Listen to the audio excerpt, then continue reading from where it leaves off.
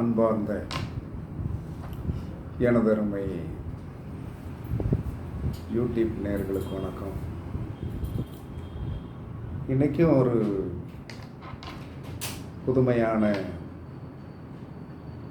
ஒரு இதுதான். அதாவது என்ன சொன்னான்னா வீடியோவை நிறைய பேர் பார்க்குறீங்க, சந்தோஷம். நிறைய பேர் என்ன சொன்னான்னா ஒரு 12,000க்கு கிட்டத்தில் சப்ஸ்கிரைப் பண்ணியிருக்கீங்க, சந்தோஷம். உங்களுக்கு நான் என்னுடைய அனுபவத்தாலும் எனக்கு கிடைத்த ஒரு ஞானத்தாலும் சொல்லுகின்றேன். ஜோதிடம் கடல் போன்றது. இப்போ நாங்கள் ஒரு விஷயம் பேசுகிறோம் அப்படின்னா வியூவர்ஸ் நிறைய வரணும், இதில் சம்பாதிச்சிடணும், யூடியூப்பில் கோடி கோடியாக சம்பாதிச்சிடணுங்கிற எண்ணத்தில் இந்த யூடியூப் ஓப்பன் பண்ணணும். முதல்ல உங்களுடைய கர்மா என்ன என்பது தெரியாமல் ஒரு சில பேர் என்ன சொல்கிறாங்கன்னா, ஜோதிட புஸ்தகத்தை தூக்கின உடனே என்ன சொல்கிறான்னா நிறையா தெரிஞ்ச மாதிரி இருக்கு. அது தவறு. ஒரு நேற்று ஒரு வீடியோ போட்டிருந்தேன். அந்த வீடியோவுடைய நோக்கம் உஷார்படுத்துதல். அதாவது உஷார்படுத்துதல். அதாவது என்ன சொல்கிறாங்க, இந்த பாதத்தில் நீ பிறந்திருந்தால், நீ ராசியை மட்டுமே பார்த்து கொண்டிருந்தால் ஜோதிடத்தில் தோற்று போவீர்கள். ஒரு ராசியை மட்டுமே பார்த்தா தோற்று போயிடுவீங்க. ராசியில் என்ன சொல்கிறான்னா, உச்சமாக இருக்கின்ற கிரகம் அம்சத்தில் நீசமானால் வேலை செய்யுமா? செய்யாது. ஒரு நபர் சொல்லியிருக்கார், புஷ்கர நவாம்சம். புஷ்கர நவாம்சத்தில் என்ன சொல்கிறான்னா, எனக்கு புஷ்கர நவாம்சத்தில் என்ன சொல்கிறான்னா அனுச நட்சத்திரத்தில் என்ன சொல்கிறான்னா, என்னுடைய 9 குறைவன் இருக்கார். எங்கள் அப்பா ஏன் 22 வயசில் இறந்து போயிட்டார். என்னுடைய 22 வயசில் எங்கள் அப்பா இறந்து போயிட்டார். அவங்க புஷ்கர நவமாசம் 85 வயசு வரைக்கும் இருக்க வேண்டியது அப்படின்னா, புஷ்கர நவாம்சத்தை விட என்னதான் என்ன சொல்றான்னா கிரகங்கள் உங்களுக்கு 1000 யோகங்களை கொடுத்தாலும் 3 பேர் ராகு, கேது, மாந்தி, இந்த 3 பேர்கிட்ட நீங்கள் மாட்டிக்கிட்டீங்கன்னு வைங்க, புஷ்கரண மாம்சம் வேலை செய்யாது. உங்களுடைய லக்கண புள்ளி என்ன சொல்கிறான்னா, குருவோடைய லக்கணத்தில் போய் உட்கார்ந்துருந்தாலும் வேலை செய்யாது. அதாவது இந்த 3 கெட்டிக்கார நபர்கள் இருக்கிறார்களே, இவர்களை பற்றி முதல்ல நீங்கள் தெரிஞ்சுக்கிடுங்க. ஒரு ஜோதிடம் என்பது என்ன சொல்கிறேன்னா, நான் ஜோதிடம் படித்த பிறகு என்ன சொல்கிறேன்னா, எனக்கு ஒரு ஆய்வு எப்படிங்கும்போது, நம்மளுடைய அப்பா எதுக்கு நமக்கு சீக்கிரமாக இறந்து போயிட்டார். புஷ்கர நவாம்சத்தில் தான் 9 குடையவன் இருக்கார்.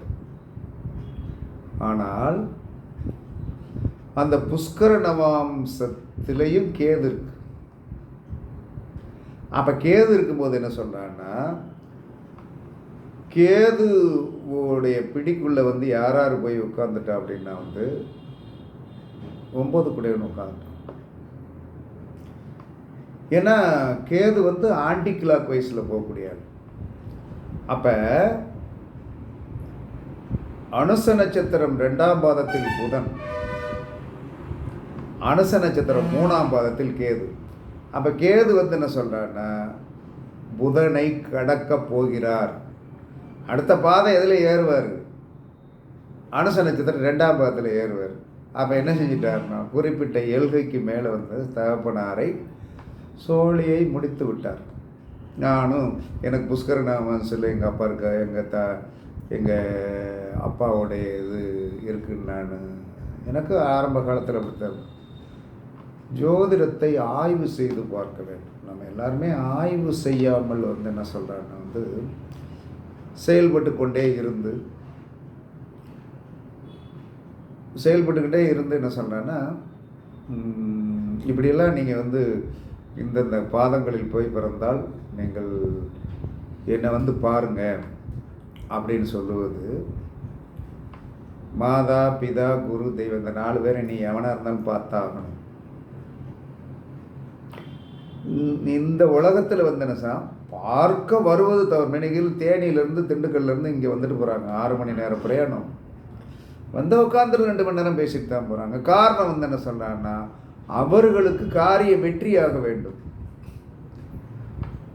அதாவது என்னை பொறுத்தவரை என்ன சொன்னேன்னா, உங்களுக்கு விருப்பம் இருந்தால்தான் வீடியோவை பாருங்கள். நான் திரும்ப திரும்ப உங்களுக்கு சொல்லக்கூடிய நல்ல அட்வைஸ். பெரும்பாலான விஐபி ஜோதிடர்களுடைய கமெண்ட் பாக்ஸை நான் போய் பார்க்கும்போது கமெண்ட்ஸ் டேன் ஆஃப் அப்படின்னு போட்டிருக்கான். ஒரு சில பேர் தான் வந்து என்ன சொன்னான்னா வந்து யார் என்ன வேணாலும் கமெண்ட் எழுதிட்டு போட்டோம், நம்ம அதை பற்றி கவலைப்படக்கூடாது, அந்த மாதிரி ஒரு டைப்பு இருக்குது. ஒரு சில பேர் என்ன சொல்கிறான்னா, கொஞ்சம் பப்ளிக்கில் வந்து என்ன சொல்கிறாங்கன்னா வலிமையாக இருக்கிறவங்க அவங்களுடைய கமெண்ட் பாக்ஸை போய் பாருங்கள், டேன் ஆஃப்னு போட்டிருக்கான். ஏன் படித்தவனும் கமெண்ட் எழுதுகிறான், படிக்காதவனும் கமெண்ட் எழுதுகிறான். அவங்க இந்த சஞ்சலத்தில் மாட்டிக்கொள்ள விரும்பவில்லை. அப்போ தான் நினச்சேன் நான் கூட, எதுக்கு இவங்க இப்படி போடுறாங்கன்னு. அப்போ தான் எனக்கே புத்தி வந்துச்சு, ஓ இவங்கெல்லாம் ஒரு கமெண்ட் பண்ணுறது நம்ம எதுக்கிட்ட கேட்கணும், நம்ம போடுவோம். கமெண்ட் பாக்ஸில் வந்து என்ன கமெண்ட் எவன் அடித்தாலும் வந்து என்ன சொன்னால் அதில் உள்ளே வராது. லைக் போடுறியா போடு, பார்த்துக்கிறியா பார்த்துக்க அப்படின்னு போயிட்டாங்க பார்த்தீங்களா. அவர்களுக்கு இருந்த அறிவு கூட எனக்கு இல்லை. உண்மையை சொல்லணும்ல, அவர்களுக்கு இருந்த அறிவு கூட எனக்கு இல்லை. அப்போ நீங்கள் நினைக்கின்ற மாதிரி இந்த 3 ஜாமான்களை வந்து சரி பண்ணுவதற்கு உங்களுக்கு அந்த வித்தை தெரியுமா? தெரியாது. இன்றைக்கி சாயந்தரம் மத்தியானம் ஒரு ஜாதகம் பார்க்குறேன்.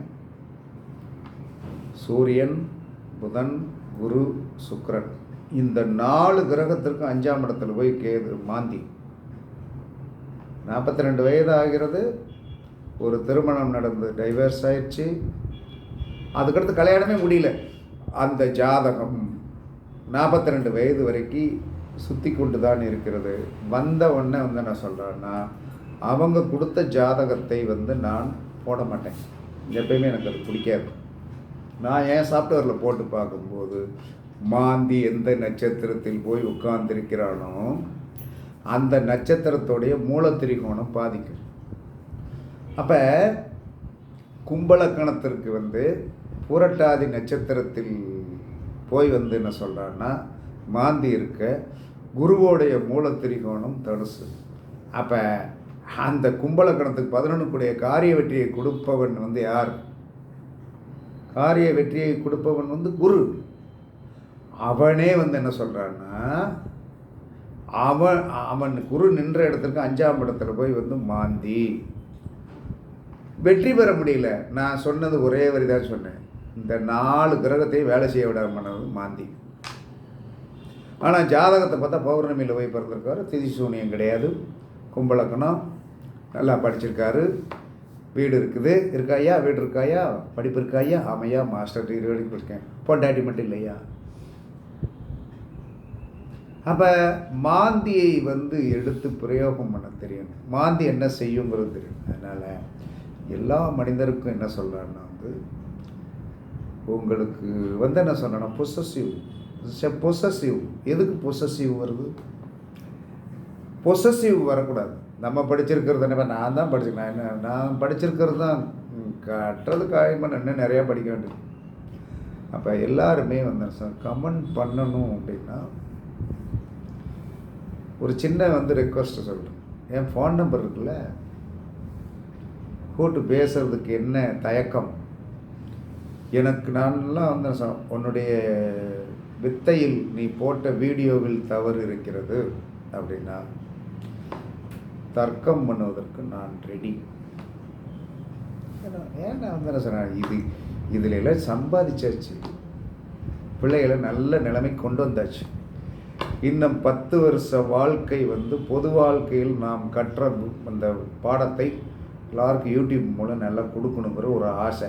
பிறகு 10 வருஷம் என்ன சொல்கிறேன்னா வந்து எங்கள் பிள்ளையார் கோயில் தோட்டத்தில் இருக்குது, அதில் போய் உட்காந்து ஒரு 10 வருஷம், பாதனை 20 வருஷம், 80 வயசாகி போயிடும். அதுக்கடுத்து எப்போ கூப்பிடுகிறாயோ கூப்பிட்டுக்கொள். எப்போ கூப்பிடுவாருன்னு தெரியுமில்ல நமக்கு. நம்ம எப்போ சாவோங்கிறது நமக்கு தெரிஞ்சு வச்சுருக்கிறவங்க தான் ஜோதிடர். அவ்வளோதான். இந்த 10 வருட காலம் எதுக்கு? இந்த இளம் ஜோதிடர்கள் கொஞ்சம் கொஞ்சம் படிச்சுட்டு இருக்கிறவங்க நம்மளுக்கு தெரிஞ்ச அறிவை புகட்டுவோம்.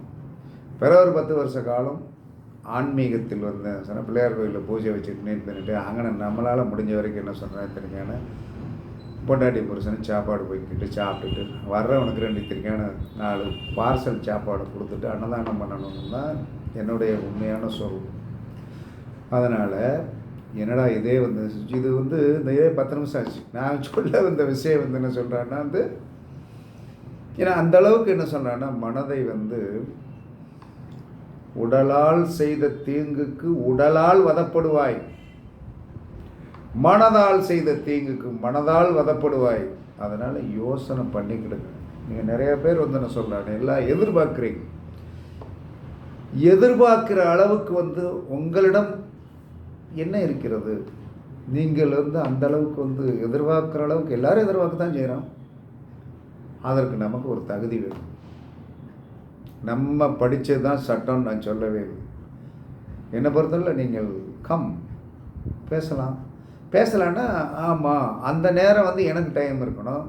இல்லை கமெண்ட் பண்ணிவிட்டு கீழே உங்கள் செல் நம்பர் மட்டும் போட்டுருங்க, என்னை கூப்பிடுவோம் சார் அப்படின்ட்டு. சாமத்தில் 10 மணிக்குனாலும் ஃபோன் பண்ணி கூப்பிடுவேன். பேச தயார்னா நான் ஓகே. என்ன காரணம்னா கல்வி தான் சிறந்தது. அதுக்காக வந்து நான் போகும்போது எச்சி துப்பிட்டு போவேன், இதுக்கெல்லாம் நீ பொறுமையாக இருக்கணும் அப்படின்னா கமெண்ட் பாக்ஸ் எல்லாம் வந்து ஆஃப் பண்ணி போட மாட்டேன்.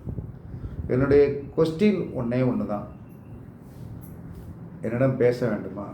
நீங்கள் கூப்பிட்ற நேரத்தில் என்னால் பேசுகிறதுக்கு டைம் இருக்காது. கீழே மட்டும் உங்களிடம் பேச வேண்டும் ஐயா அப்படின்னு சொல்லிட்டு உங்கள் செல் நம்பரை மட்டும் போட்டுருங்க. எவ்வளோ அருமையான விஷயம் சொல்கிறேன். கண்டிப்பாக நீங்கள் யார் என்பதற்கு யார், உங்களுடைய உண்மையான சொரூபம் என்ன. இந்த முருகன் தாமோதரன் ஒருத்தன் தான் அந்த கமெண்ட் பண்ணியிருந்தான். சரியா தம்பி, உன்னுடைய செல் நம்பரை போடு, நான் ஒன்று கூப்பிடுறேன், ஓகேவா?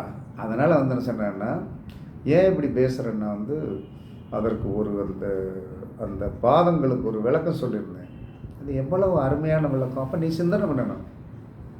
புஷ்கரண வாசம் தவறு கர்மாவை எழுதுறப்போக 25 வருஷமாக நான் கர்மாவை இழுத்து வந்து என்ன சொல்கிறேன்னா, உலகத்தில் வந்து என்ன சொல்கிறான்னா எந்த ஜோதிடரும் சாதிக்காத ஒரு விஷயத்தை சாதிச்சு வச்சுருக்கேன்.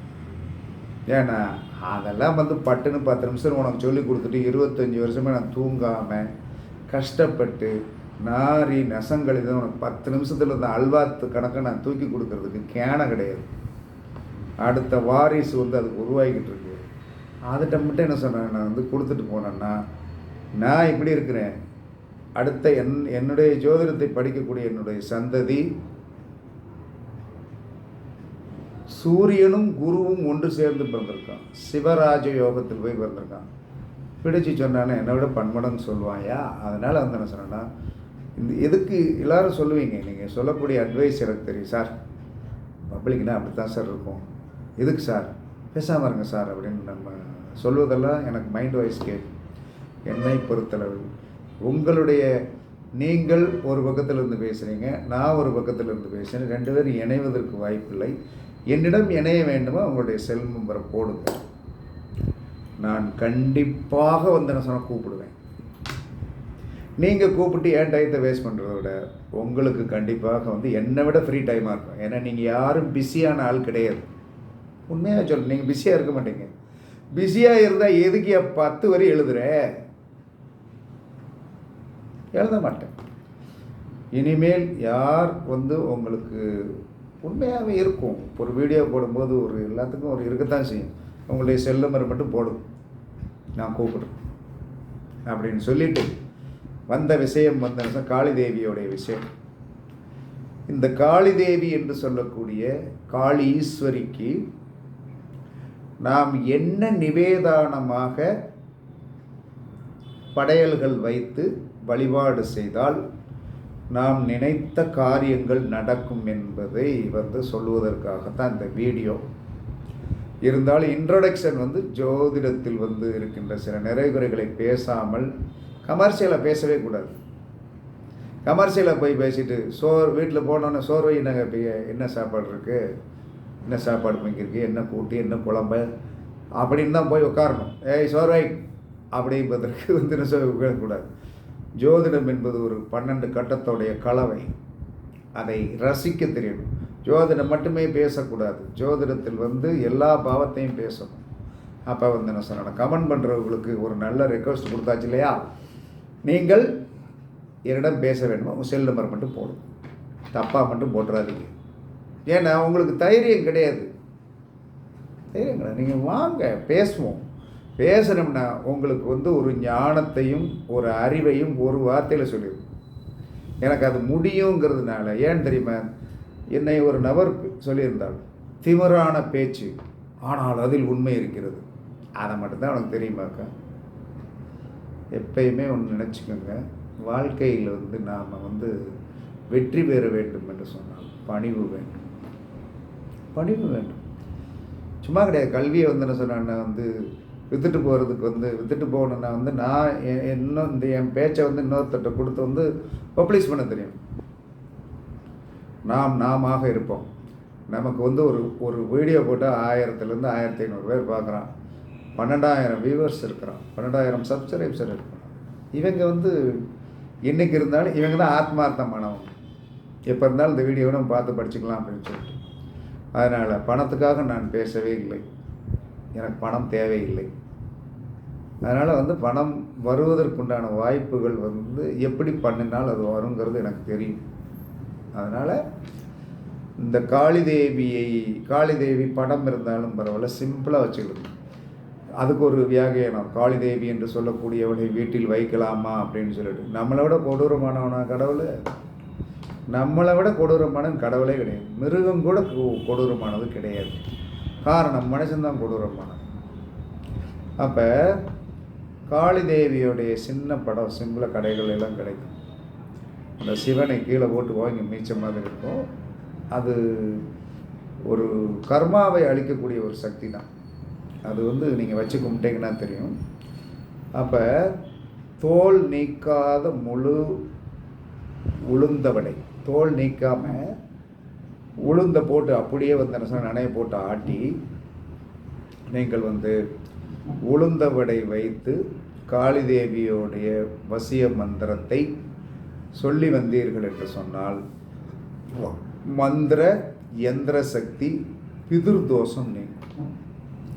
சரி, அடுத்த வார்த்தை கேட்பீங்க, இந்த வடையை யாருக்கு கொடுக்கறது? காக்காய்க்கு வச்சிரு.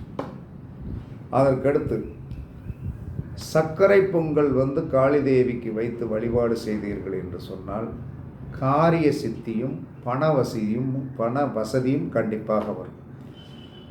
கருப்பு மொச்சையை என்ன சொல்கிறான்னா காளிதேவிக்கு நிவேதானமாக தாளிதம் செய்து வைத்து வழிபாடு பண்ணினீர்கள் என்று சொன்னால் எதிரி விலகி விடுவார்கள்.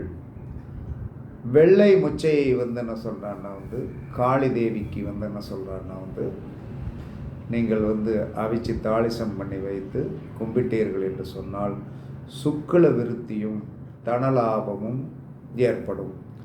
அதற்கடுத்து ஊமத்தம் பூவை என்ன சொல்கிறான்னா வைத்து காளிதேவிக்கு வழிபாடு பண்ணினோம் என்று சொன்னால் செய்வினை தோஷம் அகலும்.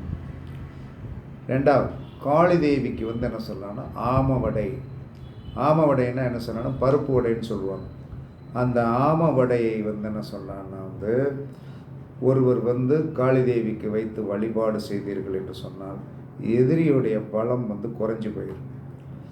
அதற்கடுத்து உருண்டை மஞ்சக்கிழங்கு இருக்கு இல்லையா, அப்போ இந்த உருண்டை மஞ்சக்கிழங்கை வைத்து நாம் சாமி கும்பிட்டோம் என்று சொன்னால் எதிரி ஸ்தம்பனமாகி விடுவார். எல் ப்ளஸ் தாமரைப்பூ வைத்து வழிபாடு பண்ணினீர்கள் என்று சொன்னால் பொருளாதார உயர்வு கண்டிப்பாக ஏற்படும். சந்தனம் காளிதேவிக்கு வைத்து வழிபாடு பண்ணினீர்கள் என்று சொன்னால் வாக்கு சித்தி ஏற்படும். செம்பருத்தி பூவை வைத்து வழிபாடு செய்தீர்கள் என்று சொன்னால் பிரிந்தவர் சேர்வர். நீல வஸ்திரத்தை வைத்து காளி தேவிக்கு வைத்து வழிபாடு பண்ணினீர்களும் வீணா போனவங்கெல்லாம் விலகி போயிடுவாங்க. மஞ்சள் பொன்னிற வஸ்திரம் வைத்து வழிபாடு பண்ணினீர்கள் என்று சொன்னால் கல்வி தடை நீங்கும். கல்வி தடை கண்டிப்பாக நீங்கிடும். இந்த 12 விதமான அமைப்புகளை எந்த ஒரு மனிதன் என்ன சொல்கிறாருன்னா ஒரு சின்ன காளி தேவியுடைய படம் வைத்து வழிபாடு பண்ணினீர்கள் என்று சொன்னால் சிம்பிளாக வச்சுக்கிடுங்க, ரொம்ப பெருசாக வைக்கணுங்கிற அவசியம் கிடையாது. இதை என்ன சொல்கிறேன்னா எந்த நாளில் வழிபாடு பண்ணணும் அப்படின்னு செய்வீங்க. இப்போ நம்ம எல்லாருமே என்ன காரியத்திற்காக இதை பேசுகிறோம்? எல்லாமே காரிய வெற்றி, மந்திர சக்தியாவது, எதிரி விலகணும், போக்கணும், எல்லாம் உங்களுடைய காரணம் ஓடிக்கொண்டிருக்கும். உங்களுடைய காரணம் என்னன்னு உங்களுக்கு தெரியும். பஞ்சாங்கத்தை பாருங்கள். உங்களுடைய காரணம் எந்த கிழமையில் ஓடிக்கொண்டிருக்கிறதோ அந்த காரணம் எத்தனை மணி வரைக்கும் இருக்குன்னு பார்த்து சிம்பிளாக எடுத்து வச்சு 2 என்ன செய்யணும், ஒரு நல்லெண்ணெய் தீபம், ஒரு நெய் தீபம் போட்டு ஒரு செவ்வாழைப்பழம் வச்சிடணும். வச்சுட்டு நான் சொன்ன இந்த 12 விதமானது உங்களுக்கு எது தேவையோ அதை வைத்து நீங்கள் வழிபாடு பண்ணினீர்கள் என்று சொன்னால், அதை வைத்து வழிபாடு பண்ணினீர்கள் என்று சொன்னால் நீங்கள் எது தேவையோ, பொருளாதாரம் தேவையா, சுக்குல விருத்தி தேவையா, எதிரியை விலைக்கு விட வேண்டும் என்று சொன்னால், பொருளாதாரத்தை வளர்ப்பதற்கு, பொருளாதார உயர்வுக்கு எல்லாமே இது சித்தியாகும். ஏன்னா நான் 25 வருடங்களாக காளியை வச்சு தான் வழிபாடு பண்ணுறேன். அவள் வழிபாடு பண்ணும்போது ஒரு பெரிய ஏற்றத்தை கொடுத்தது அந்த மகாசக்தி தான். அதுக்கு வேணால் அது ஒரு பெருமையாக சொல்ல வேண்டிய விஷயம். நான் சில விஷயங்கள் இதிலெல்லாம் செய்வேன். கண்டிப்பாக நல்லா சக்ஸஸ் ஏற்பட்டிருக்கு. நீங்களும் செய்யுங்கள். திரும்பவும் கடைசியில் இன்ட்ரடக்ஷனில் என்ன சொன்னேன், என்னிடம் பேச வேண்டுமா, சந்தேகமா, இல்லை தர்க்கம் பண்ணணுமா, நான் சொல்லக்கூடிய ஒரே ஐட்டம் தான். கமெண்ட் பாக்ஸில் உங்களுடைய செல் நம்பரை போட்டு மட்டும் விட்டுருங்க. ஓகே, ஒன்றும் பிரச்சனை இல்லை. ஒரு 10 நிமிஷம் நல்லா பேசுவோம். என்ன மாதிரி பேசணும்னு நினச்சிங்கனாலும் பேசுவோம். காரணம் என்னை பொறுத்தவரை கடைசியில் கல்வி ஜெயிக்கும். நான் படிச்சிருக்கிற கல்வி ஜெயிச்சிடும். எங்கள் அப்பாவே புஷ்கர நவாம்சத்தில் தான் எங்கள் அப்பாவுடைய 9 குடையன் உட்காந்துருந்தான். அவர் 2ஆம் பாதத்தில் என்ன சொல்ல, அனுசம் 2ஆம் பாதத்தில் புதன் உட்காந்துருக்கான், அனுசம் 3ஆம் பாதத்தில் கேது உட்காந்துருக்கான். எங்கள் அப்பா என்ன சொல்கிறான்னா அந்த கேதுவோடைய பிடிக்குள் மாட்டிய காரணத்தினால் எங்கள் அப்பா 22 வயசில் இறந்து போயிட்டார். அதுக்காக நான் புஷ்கர நவாம்சத்தை குற்றம் சொல்லலை. புஷ்கர நவாம்சம் என்பது உண்மைதான், இல்லைன்னுலாம் சொல்லலை. ஆனால் புஷ்கர நவாம்சத்தையே தூக்கி சாப்பிடக்கூடிய அமைப்பு யாருக்கு உண்டு? ராகு கேது மாந்திக்கு உண்டு. அப்போ நம்ம ஜோதிடத்தில் என்ன சொல்கிறோம், நான் கலெக்டருன்னு சொல்லலாம். இருக்காயா கலெக்டரு? எல்லா கலெக்டரும் என்ன சொல்கிறான்னா சைன் பண்ணியிருக்கானா? மத்திய அரசாங்கத்தில் ஒரு 4 வருஷம் 5 வருஷத்துக்கு ஒரு தடவை ஐஏஎஸ் படித்த ஆஃபீஸர்களை கம்பல்சரி வாலண்டரி ரிட்டைர்மெண்ட் கொடுப்பான். எதுக்கு தெரியுமா? ஐஏஎஸ் தான் படிச்சுட்டு வந்தான். பட் என்ன காரணம்னா அவனுடைய செயல்பாடுகளும் தன்மைகளும் பலவீனமாக இருந்து ஏதோ பெஞ்சை தேய்ச்சிக்கிட்டு சேரை தேய்ச்சிக்கிட்டு இருக்கிற ஒரு ஐஏஎஸ் ஆஃபீஸர்ஸ் எல்லாம் என்ன செய்வாங்கன்னா ஒரு 5 வருஷத்துக்கு இருக்க கழிச்சிருவாங்க. அதே மாதிரி என்ன சொல்கிறான்னா என்னதான் நமக்கு வலிமையான இடத்துல கிரகங்கள் உட்கார்ந்துருந்தாலும் ராகு கேது மாந்தி, ராகு கேதுகளுக்கு 3, 7, 11 பார்வை உண்டு.